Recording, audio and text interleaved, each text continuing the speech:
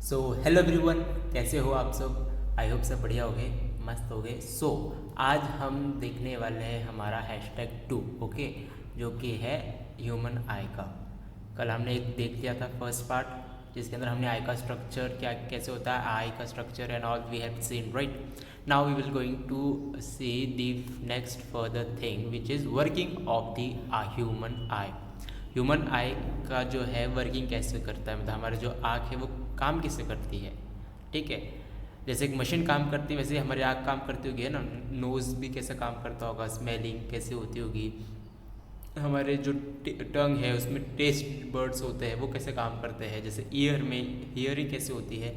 तो वैसे ही जो है वर्किंग इन ह्यूमन आई, हमारा जो आँख है वो भी अलग तरीके से काम करेगी, वो देख लेते हैं हम। Now we understand that the light coming from than object either reflected और emitted enters the eye through the cornea and pupil. हमें पता है अभी जो आई है, मतलब जो लाइट है या फिर जो कोई भी लाइट समझ लो, वो हमारे आँख में कैसे आती है। एक तो रिफ्लेक्टेड होके आती है, या फिर कोई ऑब्जेक्ट एमिट करेगा इन द सेंस लाइट। जैसे बल्ब होते हैं ना, जो बल्ब वो कैसे एमिट करते हैं।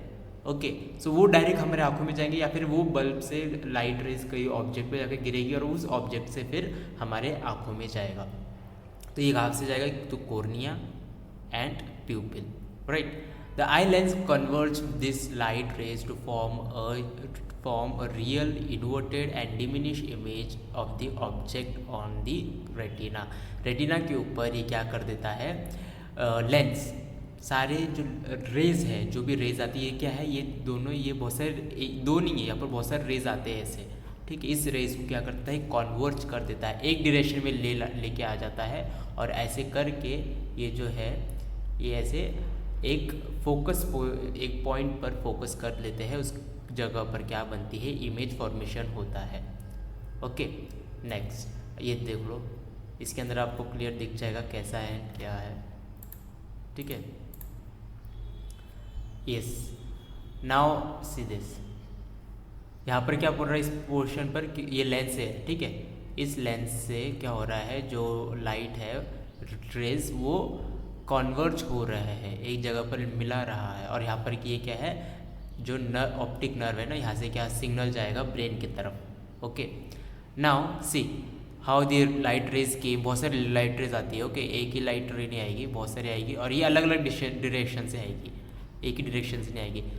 यहाँ से आएगी तो आइरिस क्या करेगी, उसको अलाउ नहीं करेगी अंदर जाने के लिए, बट वो कहाँ से अलाउ करेगी, सिंगल ओपनिंग उससे बोलते हैं प्यूपिल से।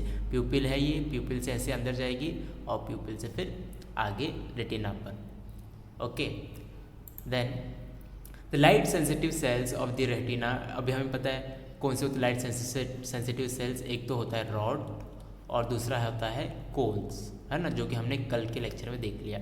वो कैसे होते हैं, लाइट सेंसिटिव सेल्स होते हैं, जैसे लाइट्स उनके ऊपर गिरती है वो क्या करते हैं, सिग्नल बनाते हैं और सिग्नल सेंड करते हैं ब्रेन की तरफ। ओके, और वो कैसे सिग्नल्स होते हैं, इलेक्ट्रिकल सिग्नल्स पाए जाते हैं।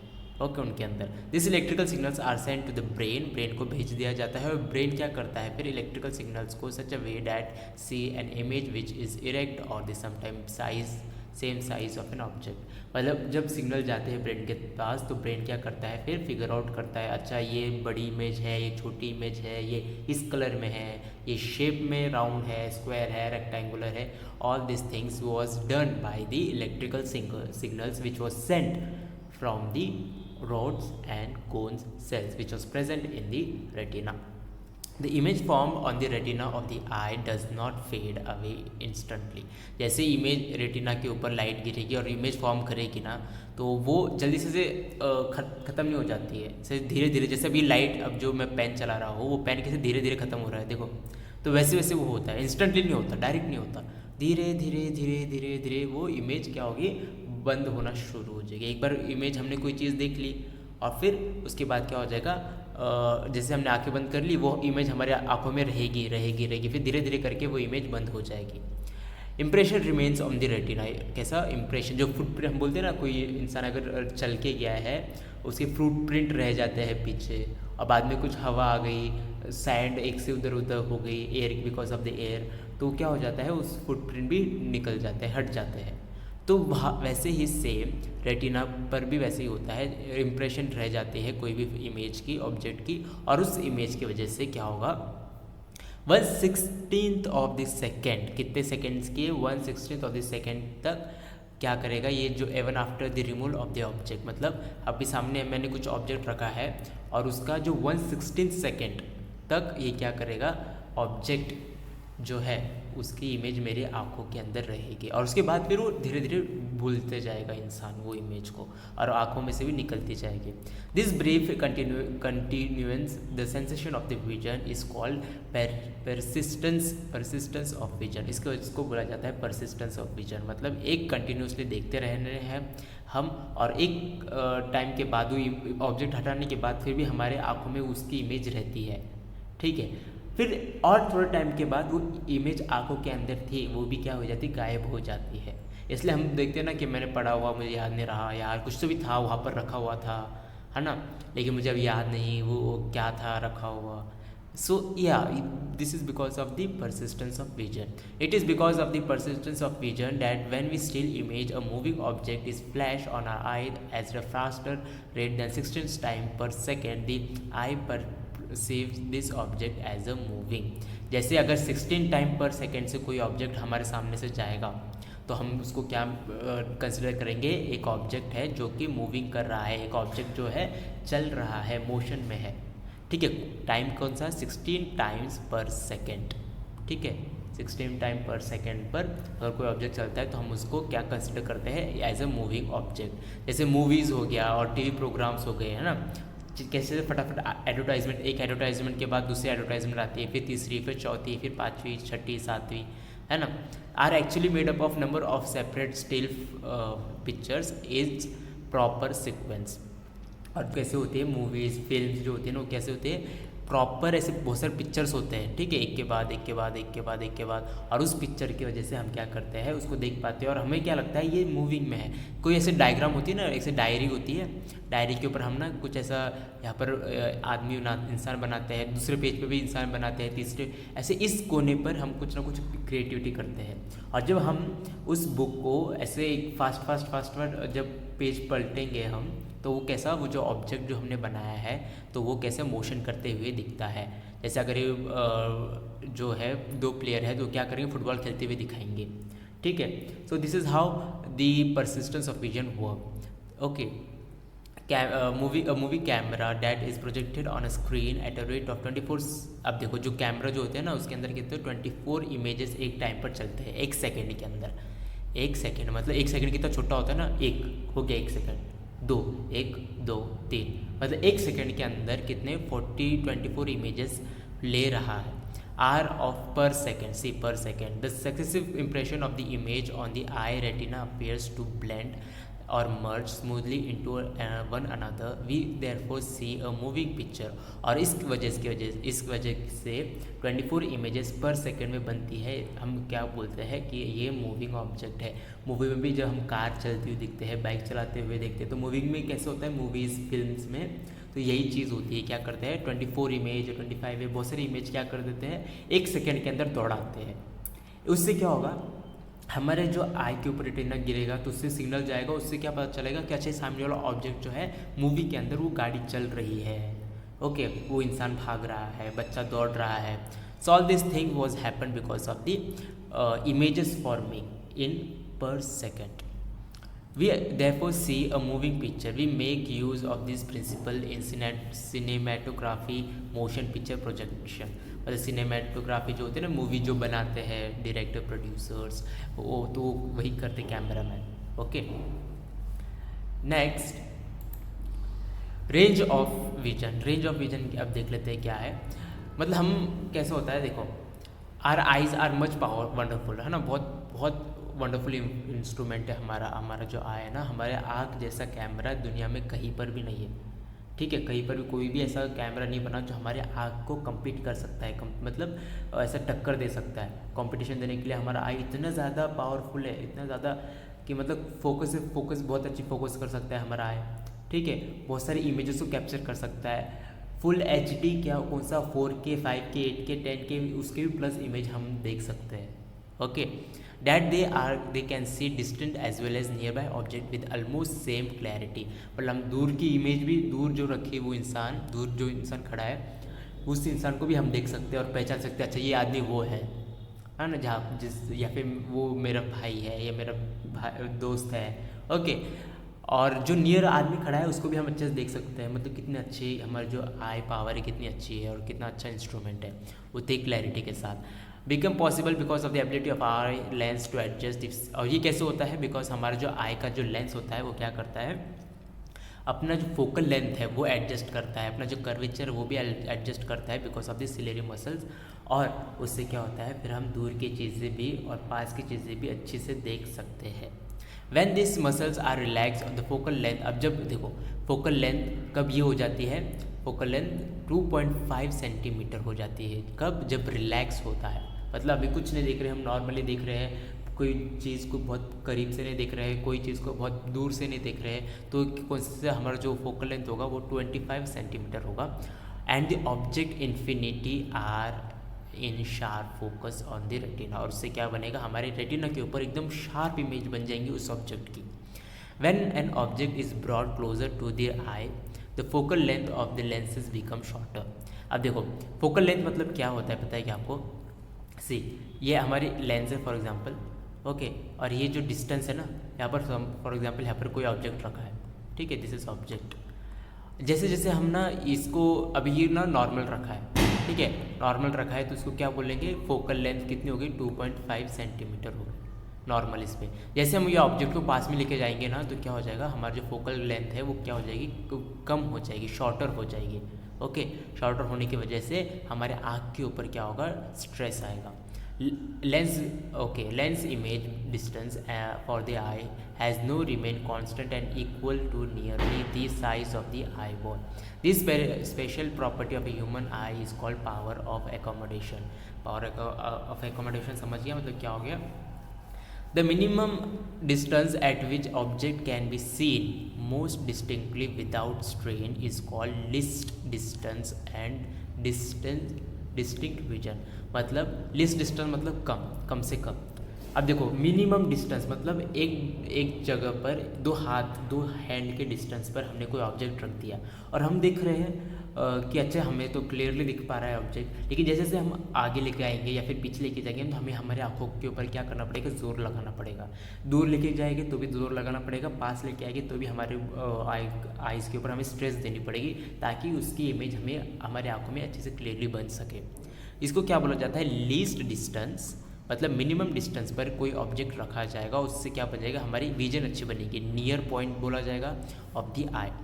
For a young adult with normal eye this normal near point distance equal to 25 centimetres. और ये कितना होता है, 2 हाथ की दूरी बोली थी ना मैंने, वो कितनी होती है, 25 सेंटीमीटर तक हो सकती है। 25 सेंटीमीटर तक जब हम कोई ऑब्जेक्ट रखेंगे जिसकी आँख बहुत अच्छी है, क्लियरली उसको सब दिखता है, तो उसे कोई उसके जो ऑब्जेक्ट को देखने की जो इमेज बनेगी उसकी आँखों में वो क्या है, सी क्लियर और क्रिस्टल बनेगी at 25 centimetre. This distance increases with age due to decrease effectiveness of the ciliary muscle. और जैसे जैसे इंसान की एज बढ़ती है ये डिस्टेंस भी कैसे हो जाता है, इंक्रीज़ हो जाता है। 25 से फिर वो 30, 35, 40 ऐसा हो जाएगा।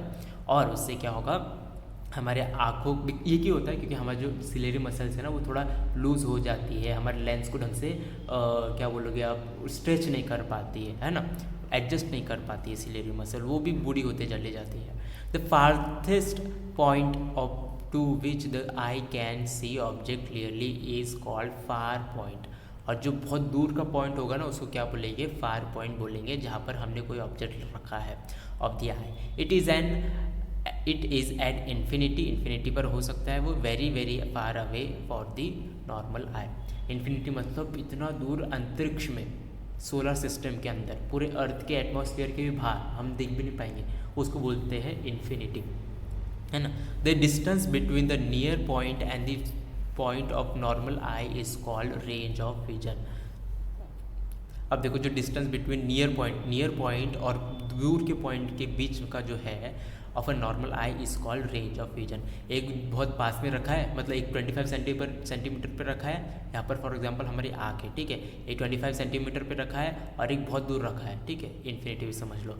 इन दोनों के बीच में एक जगह होगी, उसको क्या बोलेंगे, रेंज ऑफ विजन। ओके, इसको बोलेंगे रेंज ऑफ विजन बोलेंगे, ठीक है। It thus varies from nearly 25 to infinity for a normal eye. Normal eye के लिए ये इंसान की ये जो है रेंज ऑफ विजन होगी।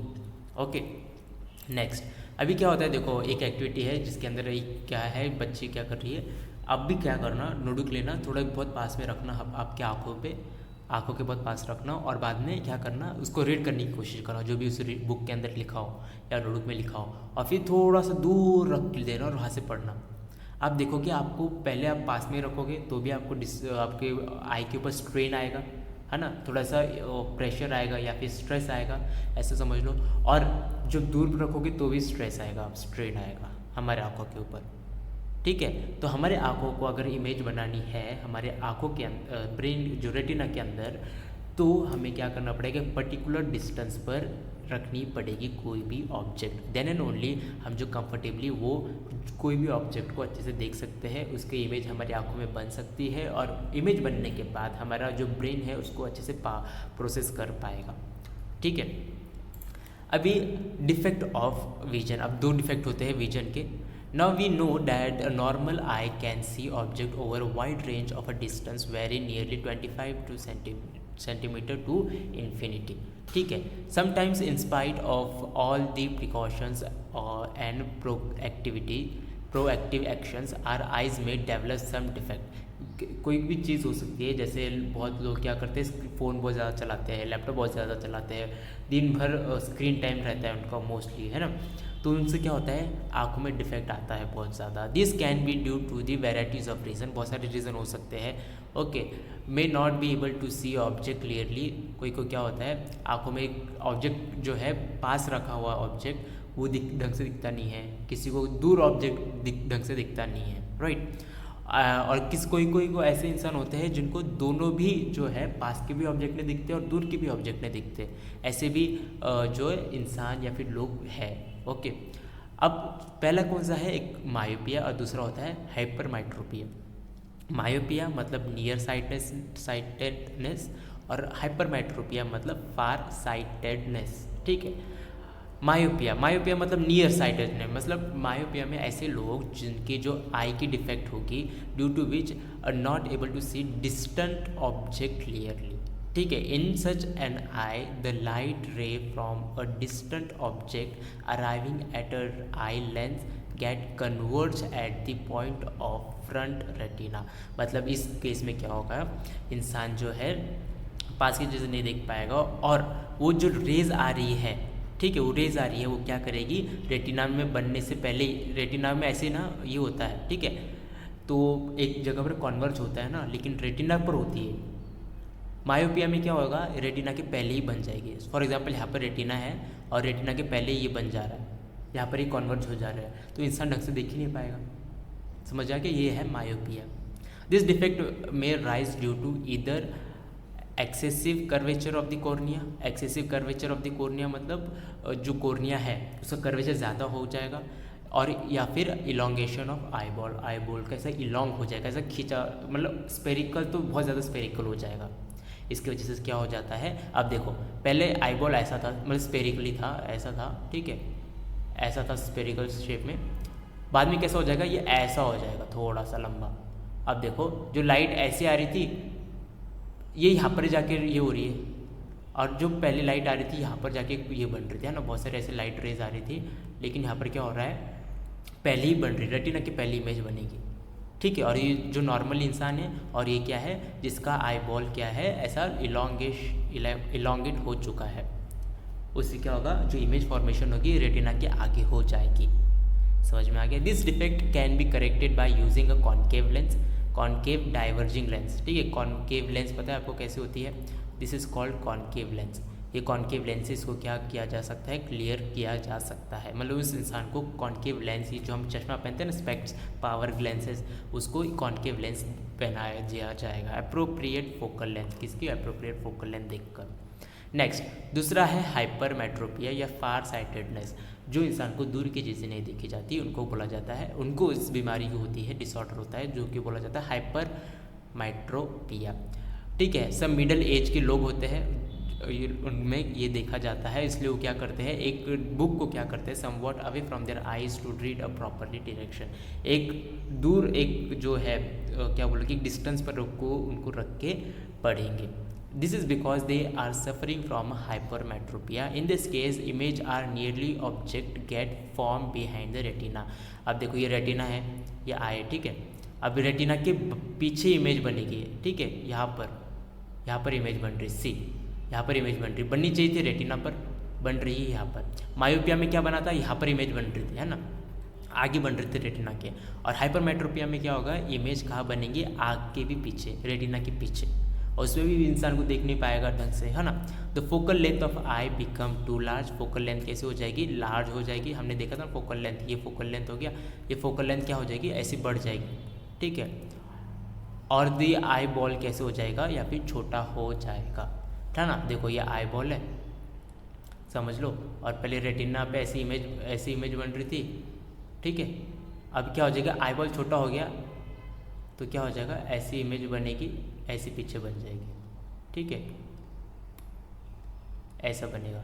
ये नॉर्मल है और ये हाइपरमेट्रोपिया, ये रेटिना के पीछे जब इमेज बनती है तो उसे बोला जाता है हाइपरमेट्रोपिया। समझ में आ गया। नेक्स्ट अभी देखो इन्होंने बताया कि ये कैसे कैसे कॉन्वेक्स लेंस और कॉन्केव, और जो हाइपरमेट्रोपिया है उसको कॉन्वेक्स लेंस यूज़ किया जाएगा। यहाँ पर कौन सा, कॉन्केव लेंस यूज़ किया गया है, ठीक है, और यहाँ पर कॉन्वेक्स लेंस यूज़ किया जाएगा। देखो ये पहले नॉर्मल आया, ये देखो रे आ गई, ये ऑब्जेक्ट है, फॉर एग्जांपल ये जो छोटा सा डॉट है ना, ये ऑब्जेक्ट है। Rays from an distant object, दूर रखा है ये ऑब्जेक्ट को, और इसको क्या किया, देखो इमेज कहाँ बन रही है, रेटिना के, ये रेटिना है, रेटिना के पहले इमेज बन जा रही है, image form in front of retina, ठीक है। और दूसरा क्या है, हाइपरमेट्रोपिया, ये लेंस है, ऑब्जेक्ट पास में रखा था, ठीक है, पास में रखने के बाद ये ऐसी रेज आई और पीछे जाके रेटिना के पीछे जाके इमेज बन गई। और इसको क्या किया इन्होंने, फिर एक कॉन्केव लेंस यूज़ किया, और कॉन्केव लेंस यूज़ करने के बाद जो इमेज यहाँ पर बन रही थी, अब इमेज कहाँ पर बनने लग गई, रेटिना के ऊपर। और सेम वैसे ही जब कॉन्वेक्स लेंस यूज़ किया गया, कॉन्वेक्स लेंस यूज़ किया गया, जो इमेज यहाँ बन रही थी अब वो बनने लगी रेटिना के ऊपर। Okay, so this is how it was corrected. Sometimes during old age, अब जो बूढ़े लोग होते हैं ना, हमारे दादी दादाजी जो होते हैं, उनमें क्या होता है, जो ओपैक हो जाता है हमारा, जो ओपैक मतलब ऐसा जो लेंस है हमारा वो ऐसा मोटा हो जाता है, और उसके अंदर क्या हो जाता है, जैसे क्लाउडी हो जाता है, धुंधलापन आ जाता है, जैसे फॉग नहीं होता, फॉग हो गया, मिस्ट हो गया, जैसे ठंड में दिखता है ना बहुत ज़्यादा फॉग, तो वैसे ना क्या हो जाता है, हमारा लेंस के अंदर भी आ जाता है, लेंस के ऊपर भी कवरिंग आ जाती है, उसको बोला जाता है कैटरैक्ट, मतलब एकदम क्लाउडी हो जाता है, मिल्की हो जाता है वो lens. This happens because of the development of a membrane over it, उसके ऊपर एक मेम्ब्रेन आ जाती है वाइटिश कलर की।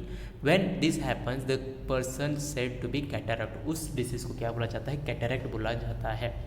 दिस लीड्स टू डिक्रीज और loss of vision of the eye, और इससे क्या होता है, इंसान को जो है देखने, मतलब इंसान को दिख भी नहीं आता, दिखता भी नहीं, ठीक है। It is possible to restore the vision in such cases, this is done by the replacement of opaque lens with a new artificial lens, और उसमें क्या कर देते हैं, हमारे आँख का जो लेंस है उसको निकाल के, सर्जरी के थ्रू उसको निकाल के उसके जगह एक आर्टिफिशियल लेंस लगाया जाता है। ओके, सो या अभी देखो इसमें हमें, इसलिए हमारे आँख कितनी इंपॉर्टेंट, तो हमें हर चीज़ करनी चाहिए, मतलब केयर करना चाहिए हमारे आँखों का। Okay, our eyes are there for great colours, बहुत सारे कलर देखने मिलते हैं, shape, dimensions, different object in the world हम देखते हैं हमारे आँखों से। ओके, और therefore need to take proper care and protect and keep them healthy. अब किसमें क्या क्या करेंगे हम, प्रिकॉशंस क्या क्या लेंगे, have a regular checkup, doctor से बार बार अगर हमारे आँखों में कोई भी प्रॉब्लम होती है तो हमें इग्नोर नहीं करना चाहिए। We have to consult, we have to visit to our doctor, eye specialist के पास जाके हमें एडवाइस लेनी चाहिए। Use the correct of spectacles, हमें चश्मे हम जो स्पेक्स यूज़ करते हैं पावर लेंसेज, वो हमारे ही अगर हो गए तो यूज़ करना चाहिए, दूसरों के यूज़ नहीं करने चाहिए, हमारे आइज़ के ऊपर बहुत अफेक्ट होता है। नेवर लुक एट द सन और the powerful light sources directly. धूप हो गया, या फिर हम बोलते हैं ना आज पूर्णिमा है, पूर्णिमा या फुल मून जब आता है तब भी नहीं देखना है, या फिर सूर्य ग्रहण होता है, सोलर इक्लिप्स जब होता है तब डायरेक्टली सन को नहीं देखना चाहिए, या फिर डायरेक्टली आसमान में जो स्काई की तरफ नहीं देखना चाहिए। क्यों? क्योंकि उस टाइम पर क्या होता है, या मोस्टली नॉर्मल डे पर भी अगर हम सन की तरफ देखते हैं तो उसके अंदर से बहुत हार्मफुल यूवी रेज आती है, ठीक है, यूवी रेज आती है, और वो यूवी रेज हमारी आँखों को बहुत गंदी तरीके से डैमेज करती है, ठीक है। हैव सफिशेंट लाइट, जब हम कोई भी रूम होंगे, रूम के अंदर बैठे होंगे तो हमें छोटा सा एक लाइट तो भी लगाना चाहिए, अंधेरे में हमें कभी बैठना नहीं चाहिए। फ़ोन चलाते वक्त, कंप्यूटर चलाते वक्त हमें डेली नहीं करना चाहिए, okay.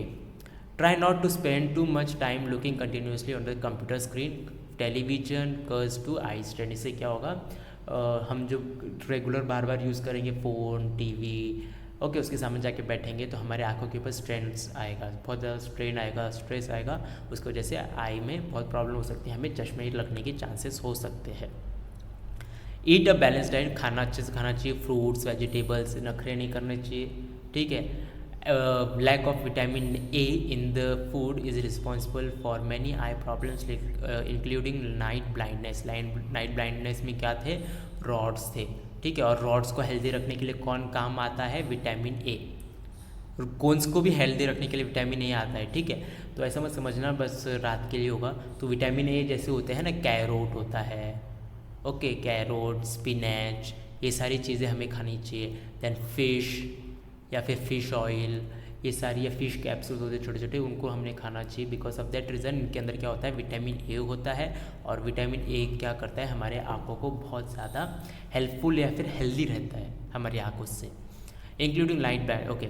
Gently wash your eyes frequently, clean water, potatoes water. देखो हमारे आँखों को हमें क्या करना चाहिए, डेली जब हम मॉर्निंग में उठते हैं हमारे आँखों में एक बार जेंटली वो जो सॉफ्ट वाटर होता है उससे वॉश करना चाहिए। जैसे एक हाथ में पानी लेना है, हमारे आँखों के ऊपर रखना है, और जो आई है उसको ऐसे रोटेट करना है, ठीक है, एक्सरसाइज करनी है।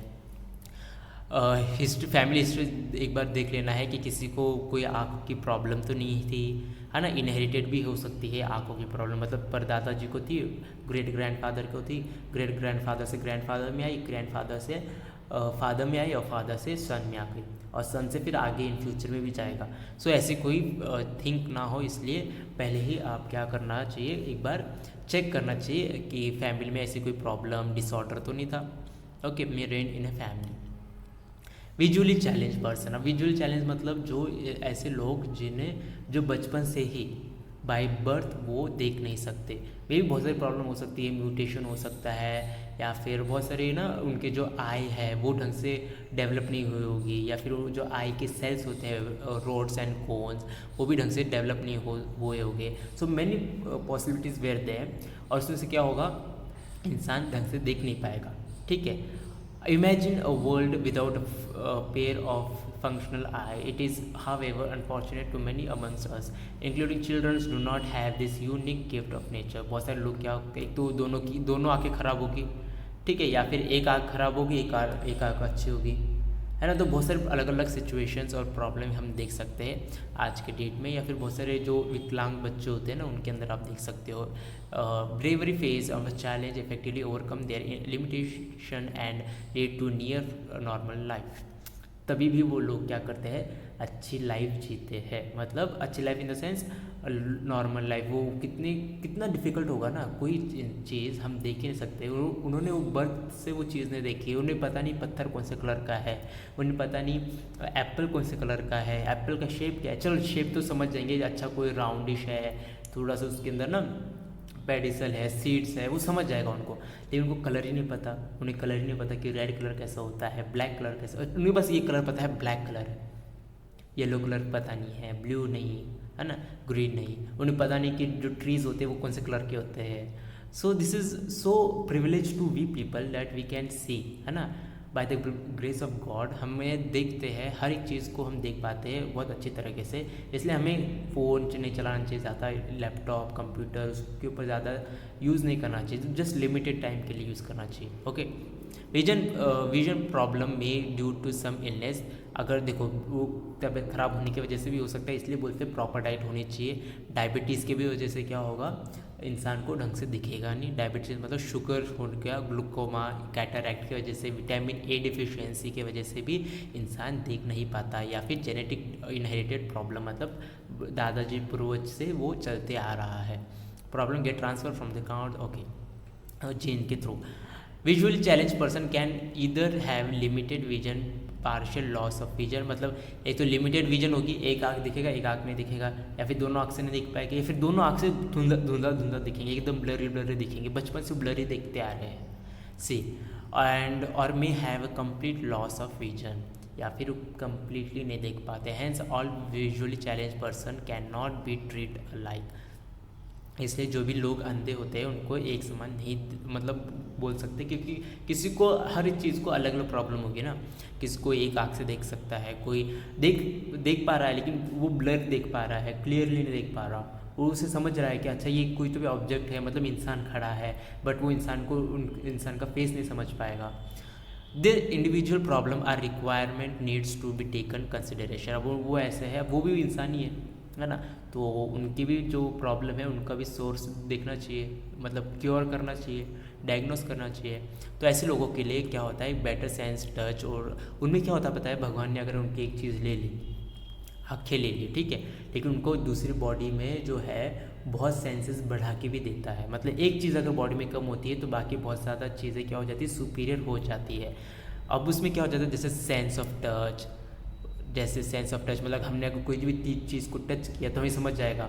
मतलब जो इंसान है जो अंधे है, वो अंधे इंसान अगर कोई चीज़ को टच करते हैं तो उन्हें समझ जाता है, अच्छा ये नोटबुक है, ये पेन है, ये दूसरा कुछ है, पाउच है, बैग है, या फिर स्मेल, या फिर हियरिंग ऑफ नॉर्मल पीपल, ठीक है।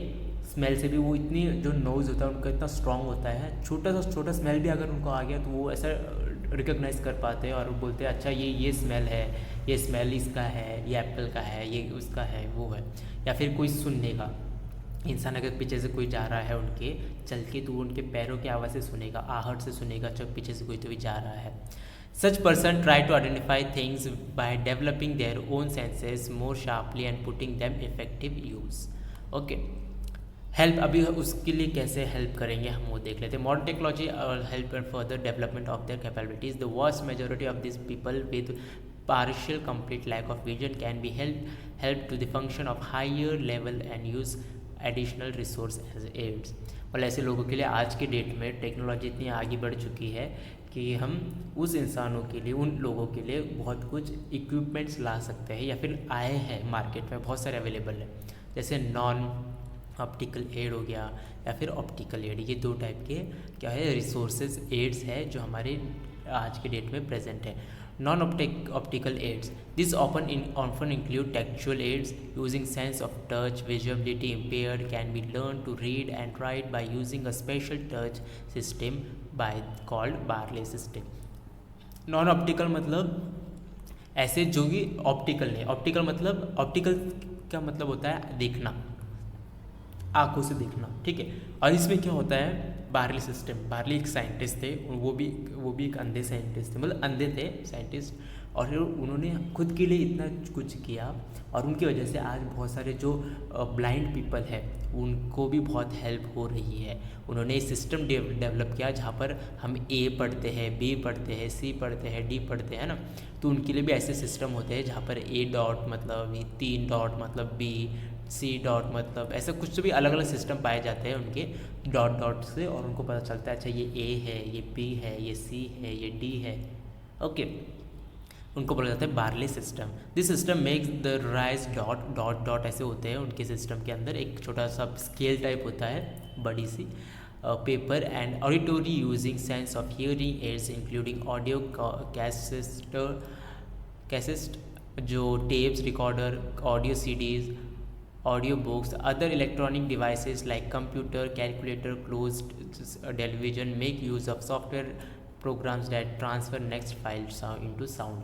मतलब आज के ज़माने में बहुत कुछ चेंजेस हमने लाए हैं, बहुत सारे न्यू अपडेट और टेक्निक्स हम लेके आए हैं। उसकी वजह से क्या होता है, उसके वजह से हम जो पुरानी जो लोग हैं, जो ब्लाइंड लोग हैं, उनको हम अलग अलग कंप्यूटर के हेल्प से वो इधर टाइप करेंगे और सामने उनको साउंड आएगा।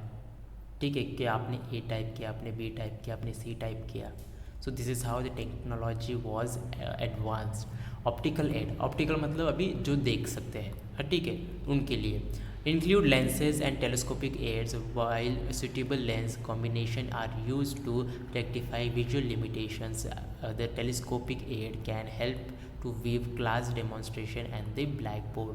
और उसके लिए अलग अलग लेंसेज या अलग अलग बहुत सारे स्क्रीन्स यूज़ किए जाते हैं आज के डेट में, जिनको दिखता नहीं है। अब बार्ली सिस्टम देख लो, लुइस बार्ली साइंटिस्ट थे, उन्होंने वो खुद कैसे थे, ब्लाइंड थे, उनको भी दिखता नहीं था। उन्होंने क्या किया, 1821 में पब्लिश की अपने जो स्केल है या फिर उनके जो प्रोजेक्ट है वो पब्लिश किया, और उनको क्या नाम दिया, Braille coded language based on the logical system. और लॉजिकल सिस्टम के ऊपर वो बेस्ड था। Braille codes some common languages as well as mathematical and scientific notation. और उन्होंने क्या किया उसमें, mathematical, scientific notation, many languages foreign और इंडियन लैंग्वेजेस को उसमें यूज़ किया, और उससे फिर लोगों को बहुत हेल्पफुल मिली। Braille system has 63 dots. कितने डॉट्स थे उसके, उनके अंदर जैसे अपना अल्फ़ाबेट होता है ना, 26 अल्फ़ाबेट्स पाए जाते हैं हमारे, ABCDEFGHI, तो वैसे कितने डॉट्स का था उनका, 63 डॉट्स का था। ओके, पैटर्न्स और characters this pattern when the embossed of Barley sheet helps visually challenge person to recognize words by touching to make them easier to touch the dots and the wrist slightly. Each character has to be memorized. Barley text can produce a hand by a machine, printing machine, type machine. अब इन्होंने जैसे dot dot dot dot तो बना लिया, अब उनको कैसा, उनको याद भी करना, जैसे हम ABCD याद करते हैं ना, लर्न करते हैं, तो वैसे ही इन चीज़ों को भी उनको लर्न करना पड़ता था। और लर्न करने के बाद फिर उनको हम जैसे वर्ड बनाते हैं, BAT बैट, CAT कैट, तो उनको भी ऐसे वर्ड्स बनाने को दिए गए।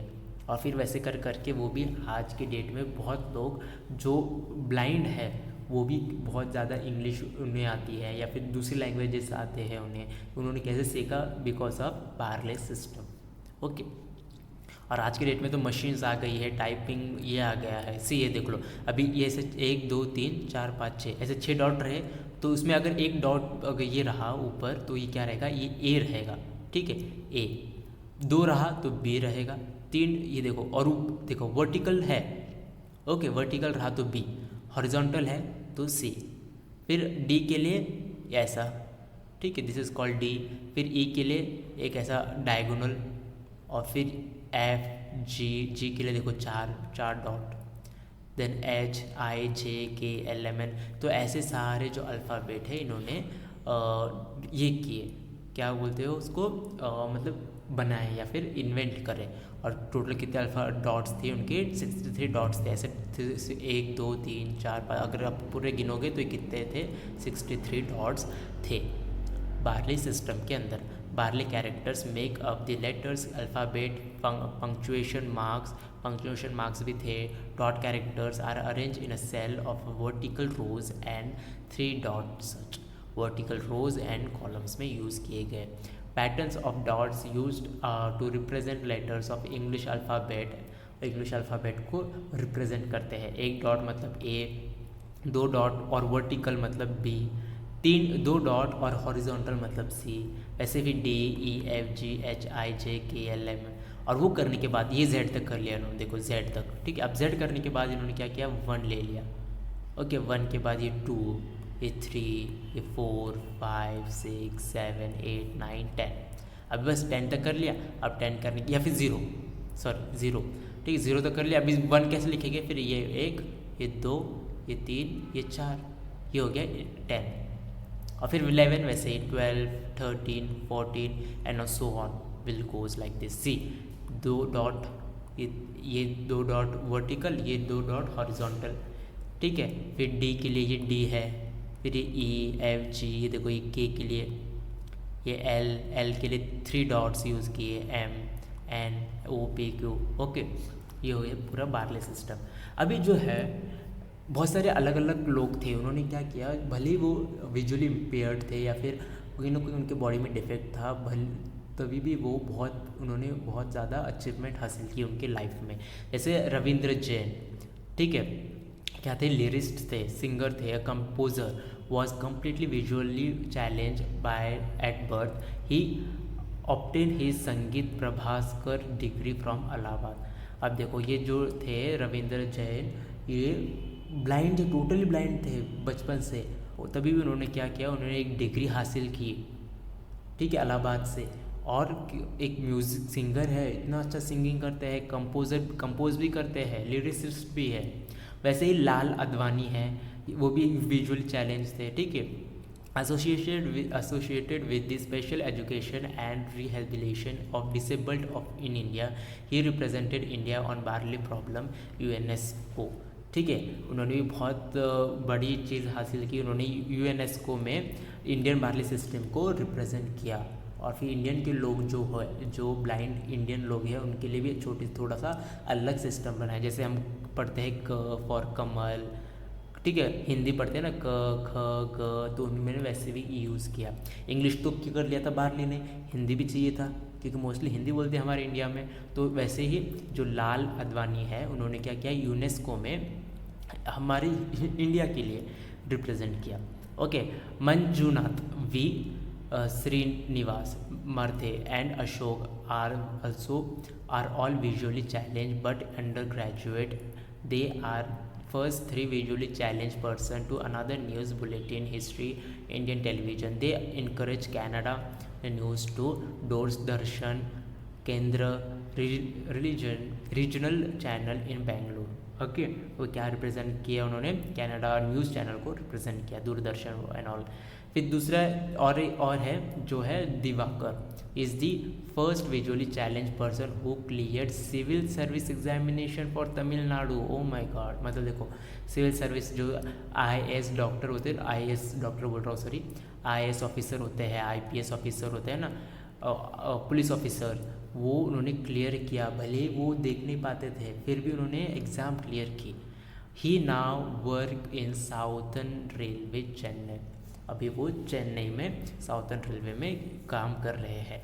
अभी आप तो जानते होंगे है ना कितना मतलब डिफ़िकल्ट होता होगा, फिर भी ये सब लोग इतने है ना आगे जा रहे हैं या फिर लाइफ में कुछ ना कुछ अचीव कर रहे हैं। Maria Runyon who was the first legally qualified visually challenge person to ever qualify for the Olympic. और एक जो लेडी थी मारिया, उसने भी क्या किया, ओलंपिक में पार्टिसिपेट किया और क्वालिफाई भी कर गई। हेलन केलर अमेरिकन ऑथर है, लेक्चरर भी है, perhaps the most well known inspiring visually challenge person. Helen Keller बहुत फेमस है, आपको शायद 5th में भी है ये, शायद 4th में भी है, 6th में भी है, 9th में, 10th में, बहुत जगह पर नॉवेल्स में भी है। ओके, हेलन केलर क्या थी, एक लड़की थी जो कि बाद में ऑथर लेक्चरर भी थी, American, road number of books, उन्होंने बुक्स भी लिखा। किस बुक का नाम था, स्टोरी ऑफ माई लाइफ। कब, 1903 में she lost her sight at the age of 1.5 year, मतलब 1.5 साल की जब थी हेलन केलर, तब उन्होंने क्या किया, उनकी जो आई साइट चली गई। Okay, never lost her courage at zest for life. और इनके लाइफ में ये भी चीज़ हुई थी, ये जब बीमार हो गई थी, बीमार होने के बाद जब छोटी थी 1-1.5 साल की, बीमार होने के बाद ये सुनना भी उनका चला गया था, मतलब वो सुन भी नहीं पाती थी, बोल भी नहीं पाती थी, और उनके आँख की जो पावर थी वो भी चली गई थी। सी मतलब how much difficulty she has faced during her life, still she growth उन्होंने किया उनके लाइफ में। उनको ढंग से दिखता नहीं था, ढंग से वो बोल नहीं पाती थी, ढंग से वो सुन नहीं पाती थी, फिर भी उन्होंने बुक्स लिखी, ऑथर बनी, फिर लेक्चरर बनी, है ना। से इन्होंने एक ऐसा बुक रखती थी और बुक से वो जैसे बार्ले सिस्टम होता है ना वैसे वो पढ़ती थी। फिर एक ऐसा टाइपिंग गैजेट इन्होंने बनाया था, किसी और फिर उस पर टाइपिंग किया करती थी। और जो वो मोस्टली क्या करती थी, उनके टीचर के साथ जो नेचर में जाके पढ़ती थी। नेचर में जाके क्या करती थी, फ्लावर्स होंगे, ट्रीज़ होंगे, लीव्स, छोटे प्लांट्स, हर्ब शर्ब, उन सब के अंदर जाके वो एनवायरनमेंट को फील करती थी, नेचर को फील करती थी। और बिकॉज ऑफ दैट रीज़न उनको बहुत, उनके जो सेंसेस है बहुत बढ़ गए थे और वो हर एक चीज़ को, हर एक नॉलेज को एक्वायर किया करती थी। So that's all for today's. Thank you and I hope आपको पूरा चैप्टर समझ गया हो गया। अगर आप चैनल पे नए हो तो प्लीज़ लाइक करो, share and please subscribe to my YouTube channel. अगर आपको कोई भी डाउट होगा इसके अंदर, इस चैप्टर के अंदर, तो आप कमेंट में मुझे एक बार पूछ लेना। ओके, लास्ट लेक्चर जो था उसके अंदर वॉइस का बहुत प्रॉब्लम था, I agree, but now I change the mode of that recording and I hope इस बार आपको कोई प्रॉब्लम नहीं आएगी वॉइस में। तो so if you have any doubt, you are free to ask in the comment section and